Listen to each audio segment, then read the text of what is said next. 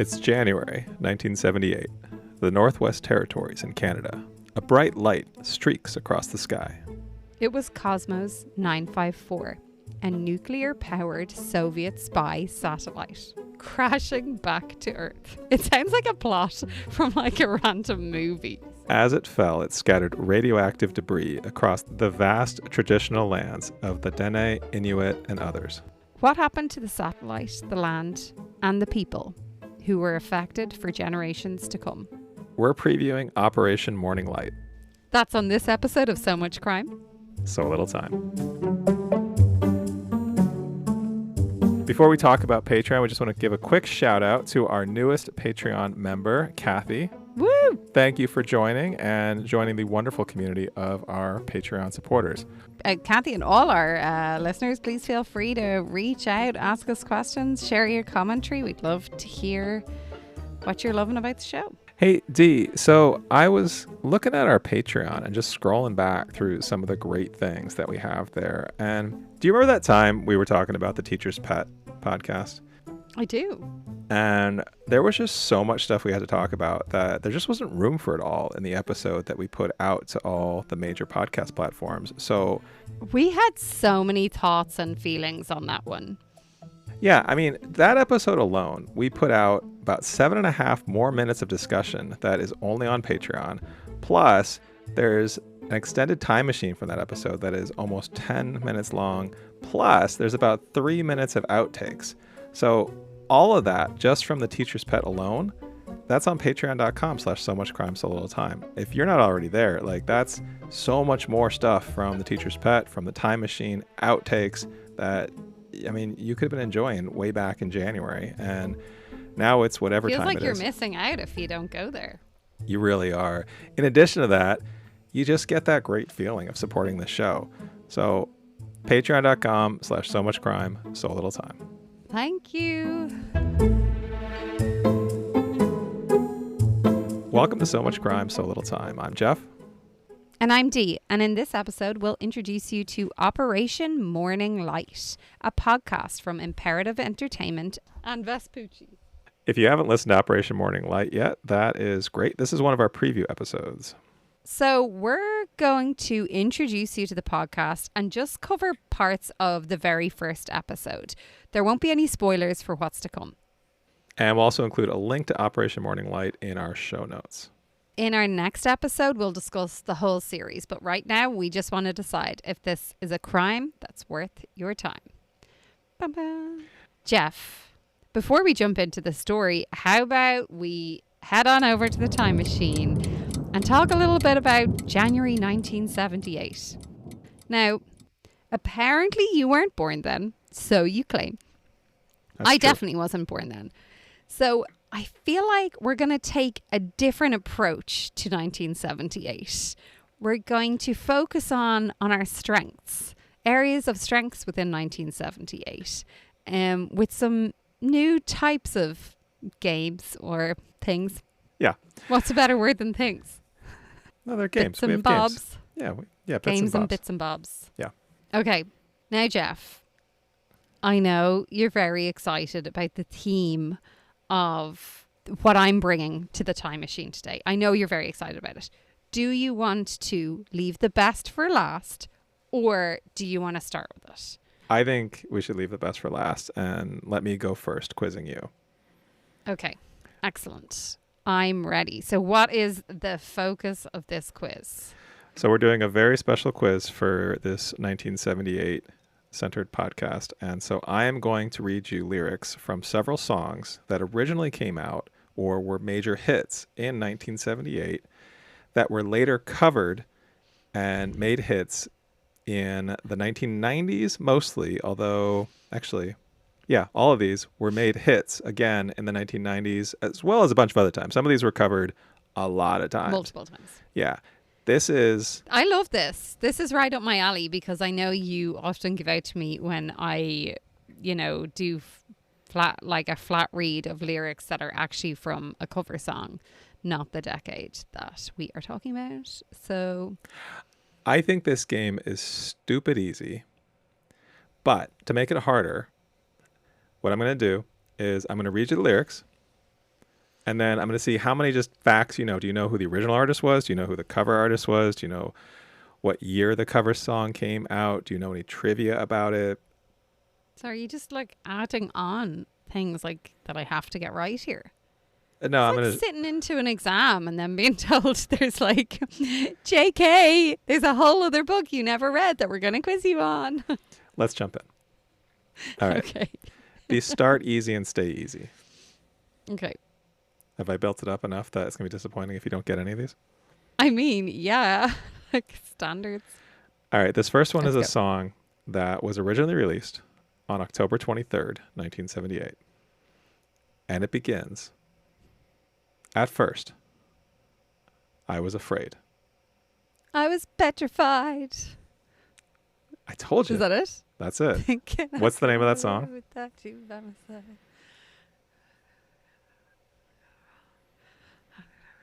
All right, now go. Walk out the door. Don't turn around now. You're not welcome anymore. Oh my God. Oh, no, no, no, no, no, no, no. You're almost there. I will survive. That's it. Do you know who sings the original? Oh God, I don't even know who sings the cover. Did Tina Turner sing that song? I don't know. No. Not the original. I It's don't know. Gloria Gaynor. Oh yeah, yeah. Okay, And I was off with Tina Turner. there were a lot of covers of this, but my favorite cover, this came out in 1996. Do you know who did it in 1996? Cake. Wonderful band. No? Okay. Gloria Gaynor actually didn't like this cover because they changed one line. They changed the line. Oh, are you going to tell me the original line and tell me what they changed it to? Do I have to guess what they changed it to? Sure. Let's see. Okay. Okay. So the original line, well, let me give you the line before it too. "I just walked in to find you here with that sad look upon your face. I should have changed that stupid lock." That's the line they changed. That's the one they changed. I should have changed that One- stupid lock. Say the one before again. "I just walked in to find you here with that sad look upon your Just face." I should have changed that. Huh. So they didn't say stupid? Yeah, they used a word that she did not approve of. Oh, Mm-hmm. like a bad word. Mm-hmm. A bad word. Like a bleeped out word. Mm-hmm. Like an F word. Mm-hmm. Yeah. Really? Yeah. It's a great Not song. feck for the Irish listeners. Anyway, all right. That was the first one. Ready to go on? Yes. All right. This next one was not only a hit in 1978, but it also comes from the top movie in the United States in January of 1978. Interestingly, the other top movies from that year were, or from that month, January 1978, were Star Wars: A New Hope, which came out in 1977, but was still... Is that Star Wars? Sure. No. Yeah, kind of. Might have been Star Trek. I don't know. Might have been. Might have been getting my stars mixed up there. And the other one was Close Encounters of the Third Kind. But this is from the other movie. The movie actually was at the number one spot for January of 1978. And it goes like this. "Well, you can tell by the way I use my walk." You can tell by the way I use my walk that I'm one man. Da, da, da, da. Is that the Bee Gees? That is the Bee Gees. Do you know the name of the song? Okay. Staying alive, staying alive. Yeah. Is that it? Yeah. Told you this was Famously easy. used for the CPR ads. Mm-hmm. For Yep. the resuscitation ads. Yep. Do you know who covered it in 1995? Oh, I should know this. I feel like I know this. I actually didn't know this, but it looked like it was big in like Europe and that part of the world. It's a group I'd never heard of. Oh, I don't know. Entrance? Oh, yeah. Entrance. Yeah. Okay. All right. Next. This is a song that also from a movie, and this was released in March of 1978. This is one I wouldn't have gotten, but I think you're going to get. "I got chills." They're multiplying, and I'm losing control. Is that it? Grease? Yeah. What's the name of the song? Power, you're surviving, electrifying. Better shake up, do, do, do. I shouldn't sing. Sorry. I forgot. This is why I flat read. You're the one that I want. That's it. And who sings it? Ooh, ooh, ooh. Olivia Newton-John. Mm-hmm. And man, I can see who's in my head. Yeah. John. Travolta. Yeah. And what a tune. so this was... You wouldn't have got that song? I've never seen Grease. I've never seen Saturday Night Fever either. You're giving I me a haven't look. seen Saturday Night Fever either. Is it really bad that I haven't seen Grease? I feel like I'm surprised that you haven't been not made to watch Grease. That sounds bad, but like, as in, I'm surprised that it hasn't been something that has been put on in your house.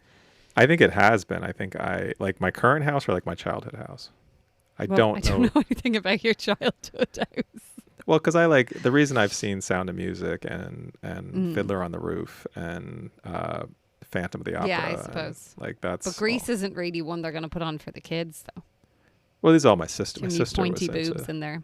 into music. Yeah, I know vaguely what it's about. Anyway. Do you know so there's a hit song. There was a hit cover version in 1993. This one's a bit tough, I think. But any idea who it was? A hit cover.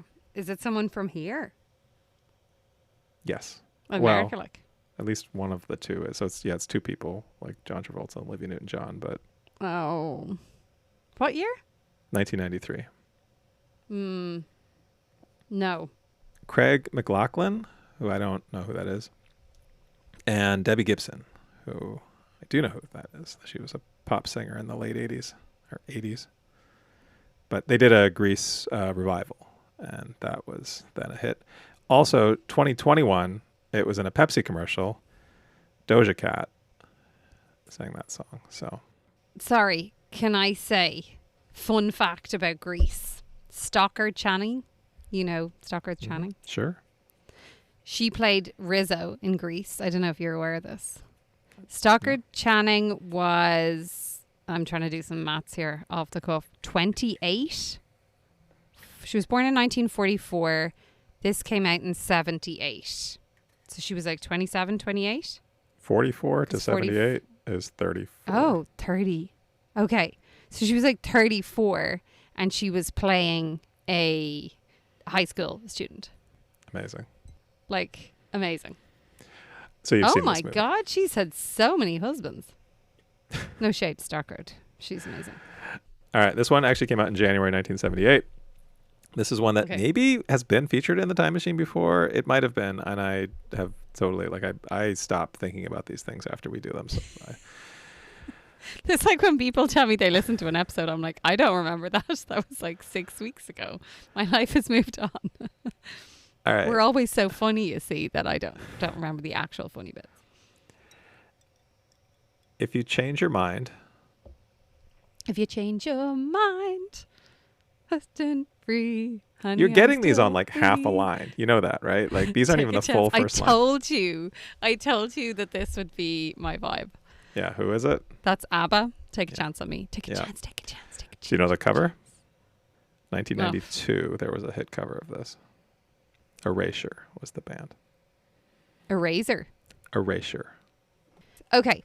I have some like random stuff going on here for you. So I'm focusing on Van Halen, their very first album, named Van Halen. That came out in 1978. Apparently Jeff's the longest love of his life.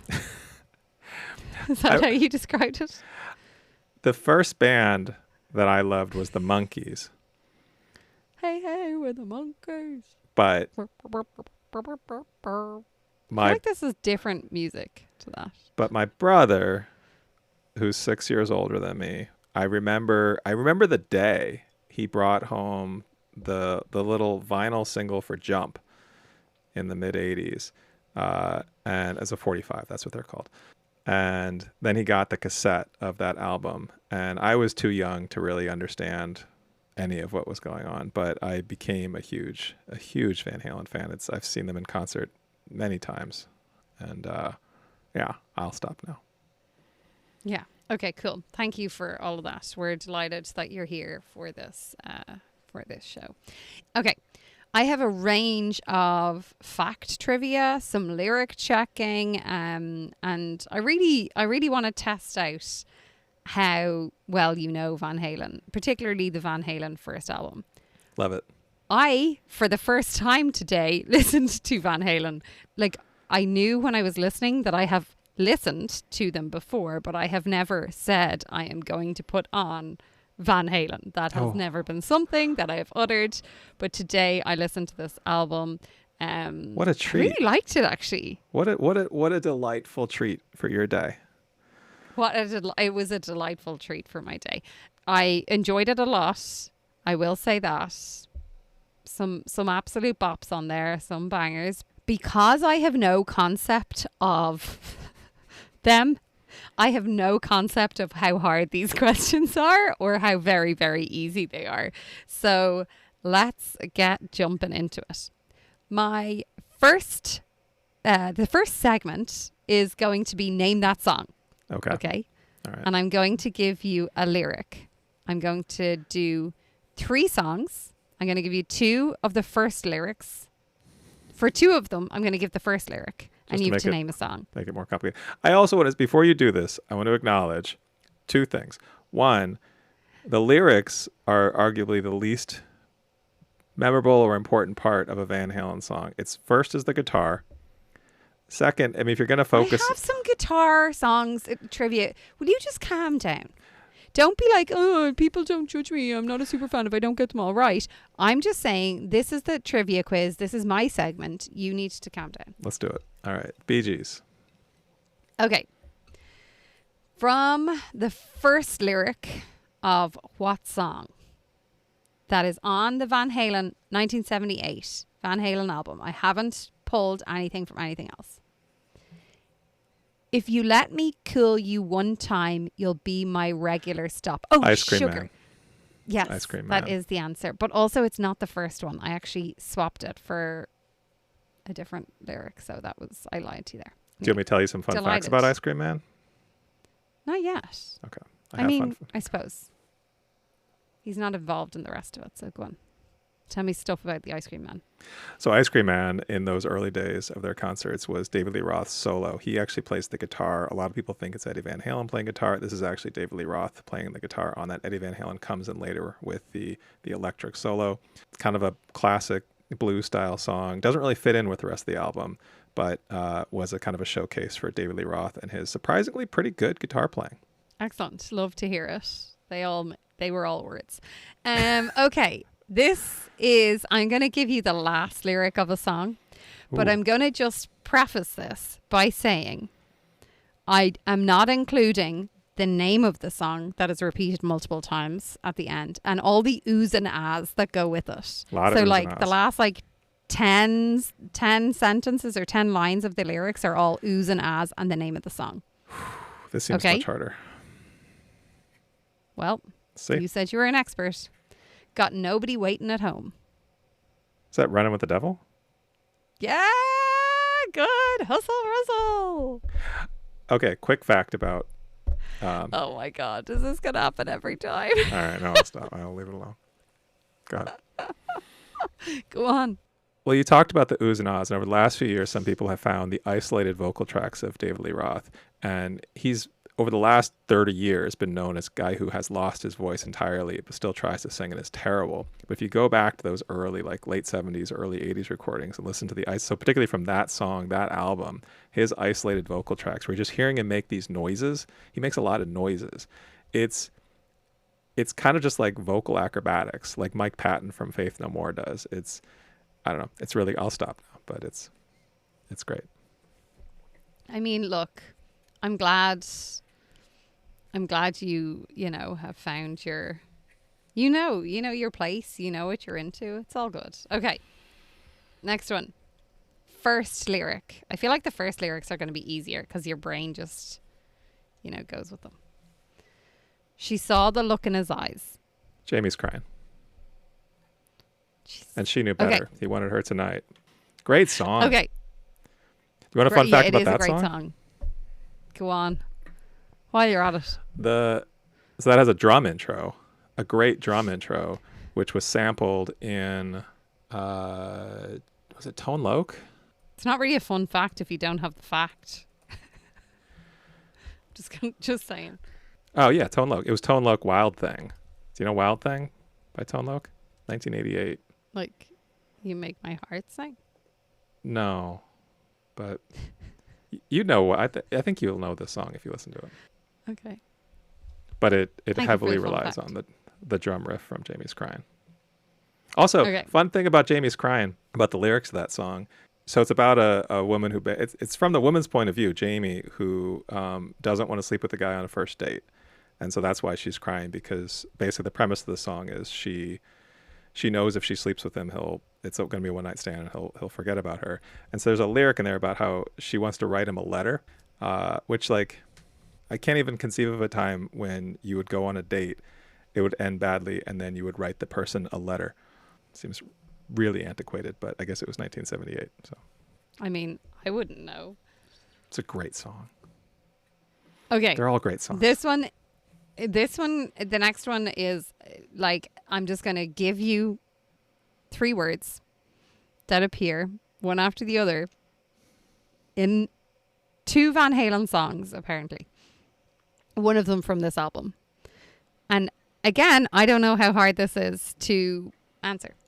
But on a, like, how do I trick someone into getting things right or wrong for Van Halen from the 1978 album? This was one of the questions. Okay. Hey, Hey, Hey is from what Van Halen song from their 1978 album? Ain't Talking About Love? You got it right. I mean, it says it about like 20 times in there, but anyway, that's good. I mean, one of the best songs on the album.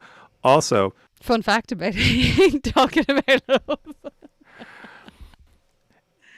It's a really fun song to play on the guitar. It's one of the first songs I played with other musicians, like in a band. It's hard, but it's for Van Halen songs. It's relatively easy. Those songs are really hard to play and have a lot of effects, but Ain't Talking About Love has kind of just a repeated simple pattern.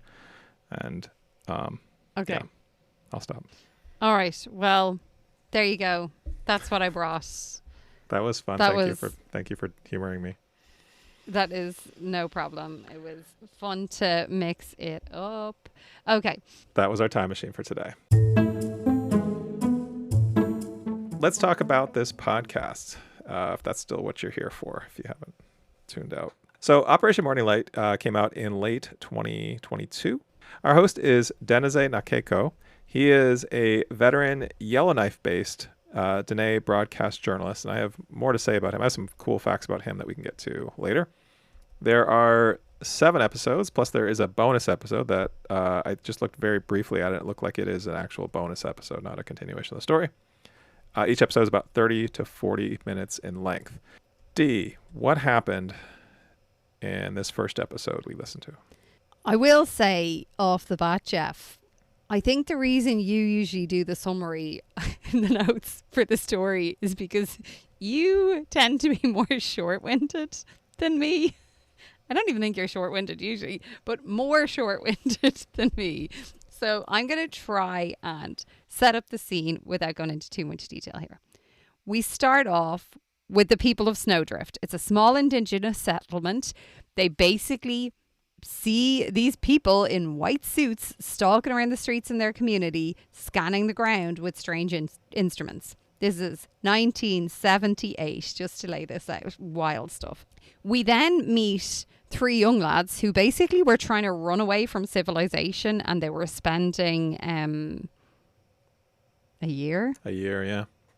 In the the tundra is like the right way to say it, isn't it? Mm-hmm.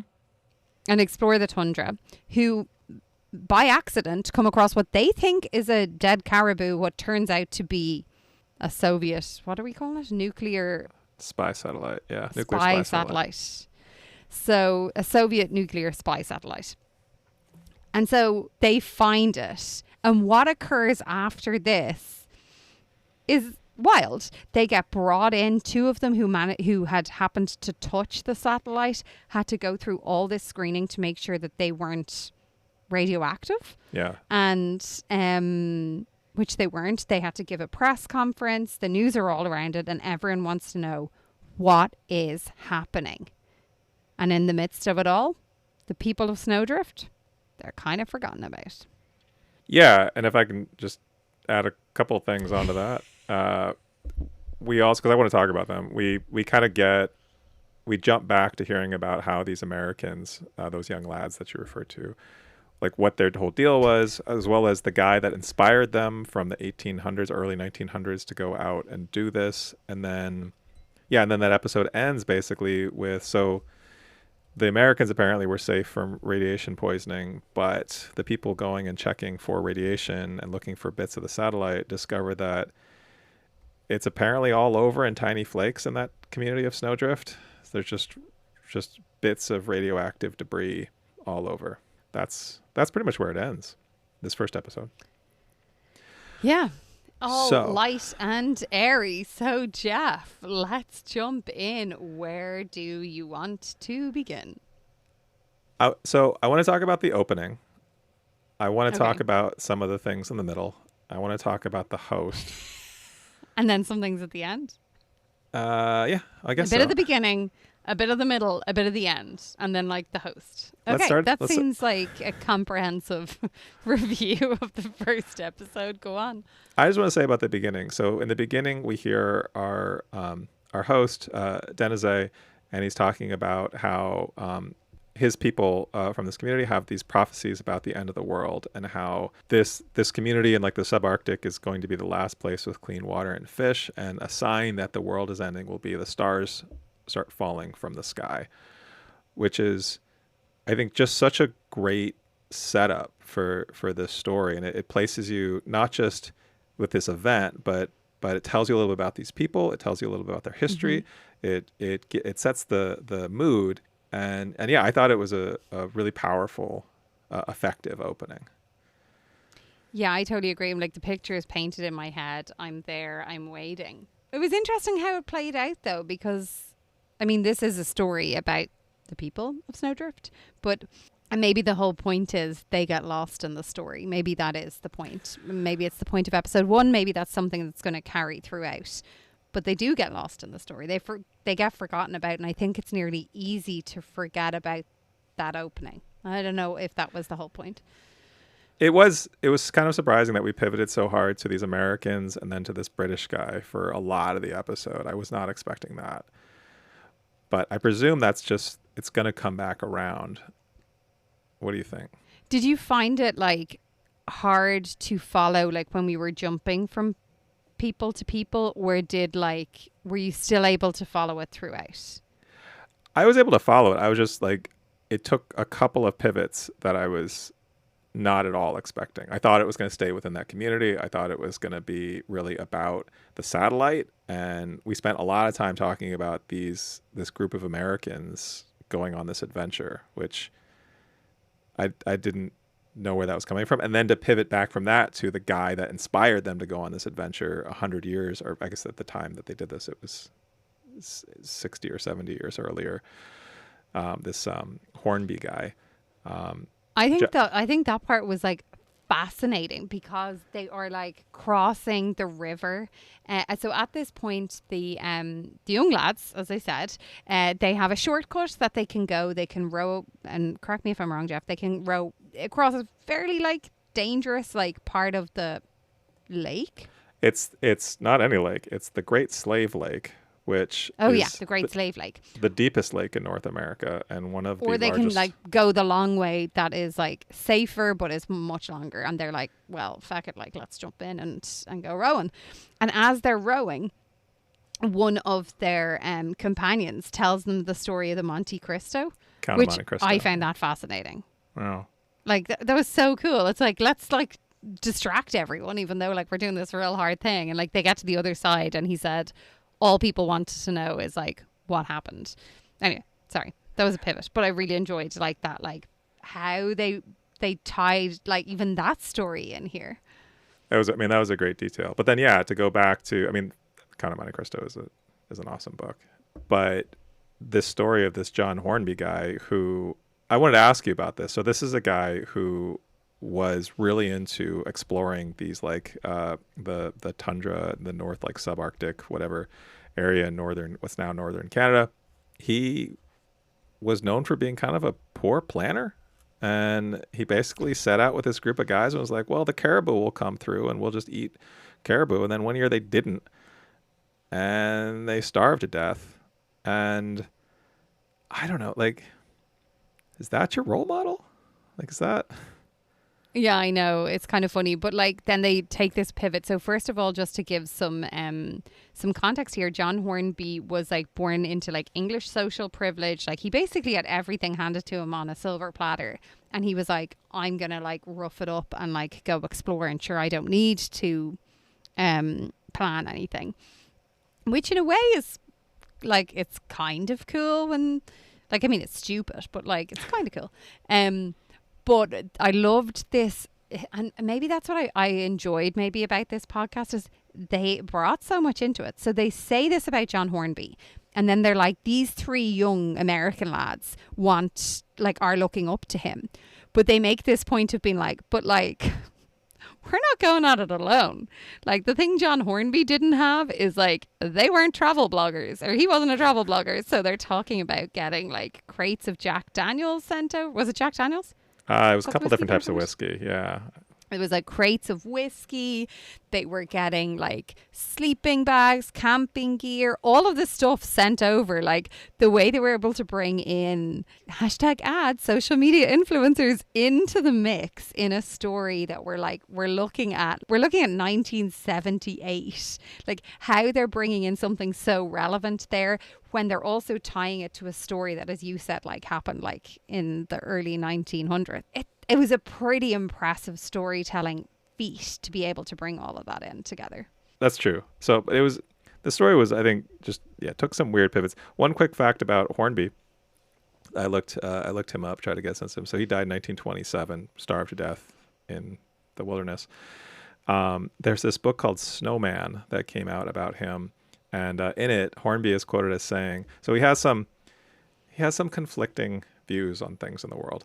Particularly, this is his views of women and marriage.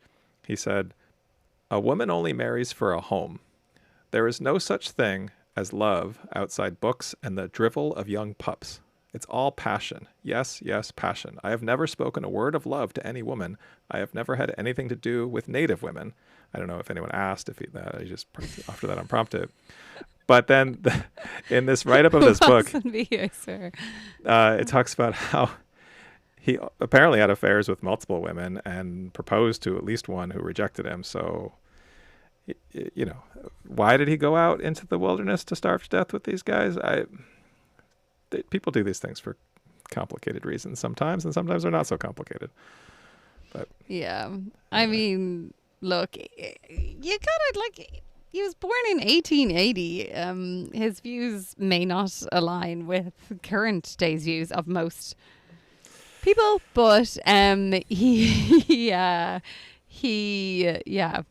interesting altogether. I do think there's something kind of commendable about being like, feck all this privilege, I'm going to like throw myself into the wilderness. Wouldn't be for me now. Yeah. I like the way that the Americans put it. One of them referred to them having varying degrees of testosterone poisoning. Yeah, I thought that was very funny.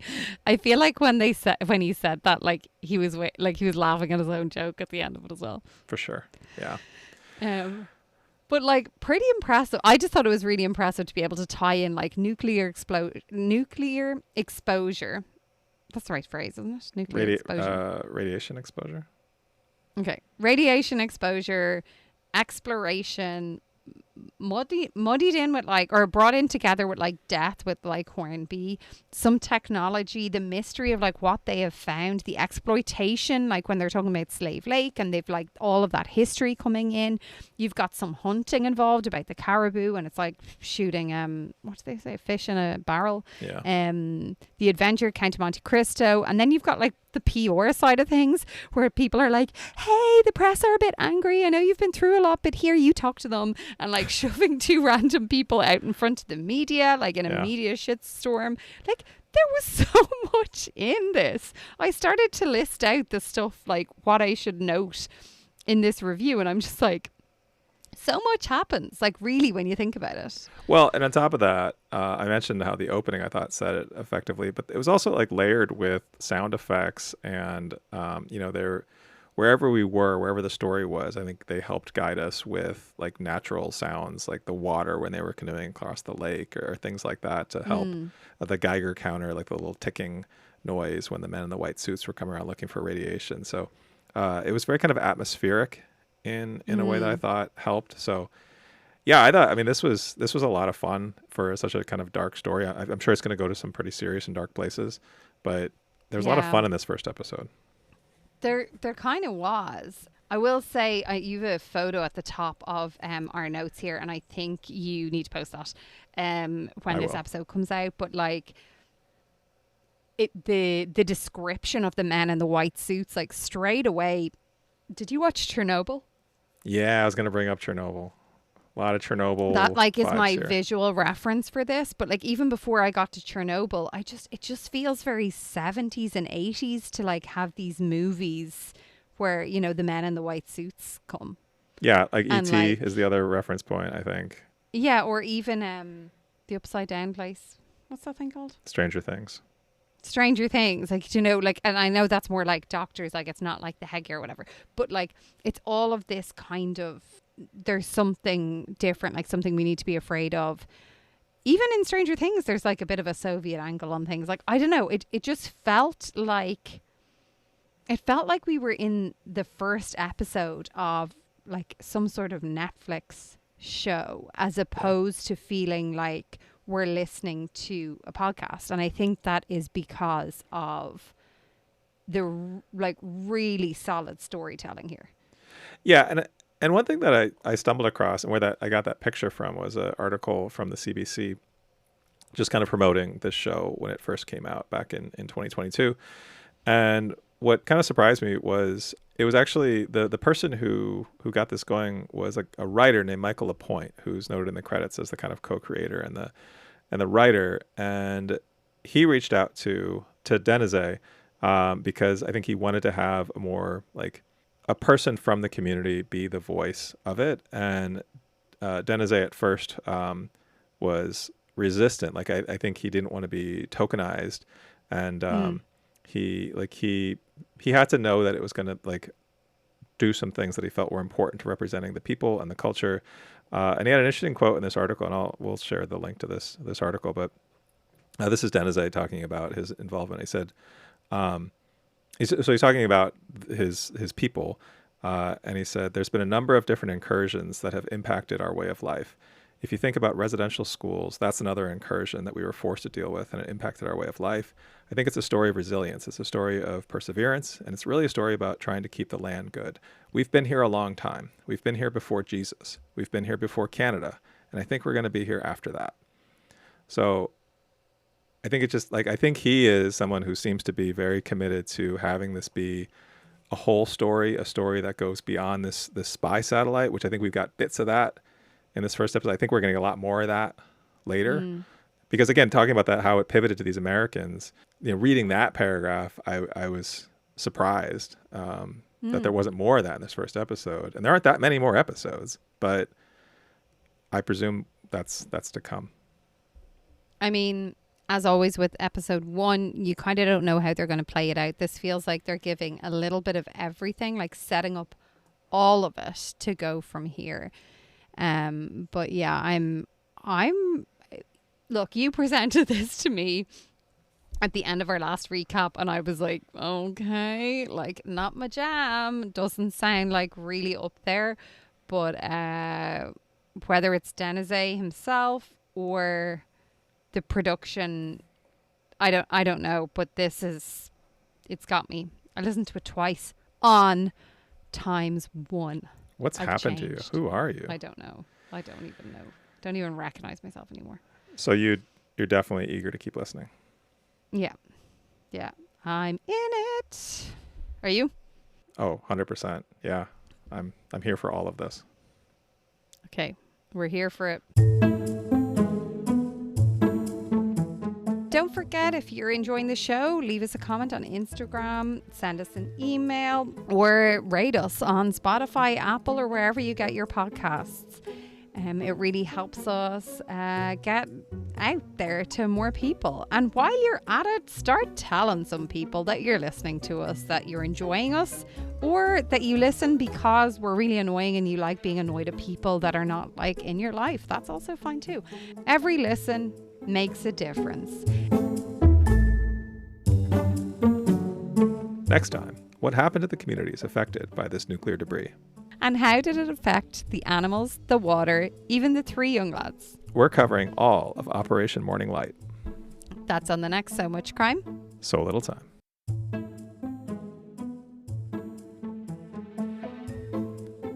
So Much Crime, So Little Time is a production of Mind Glove Media. The executive producer is Paxton Caloriso. Our associate producer is Blythe Ty. Our theme music was composed by Vyacheslav Starostin. If you haven't done it yet, please subscribe to this show on your podcast app. And don't forget to give us a 5-star rating and a review. Even better, tell your friends. To join the discussion, look for us on social media.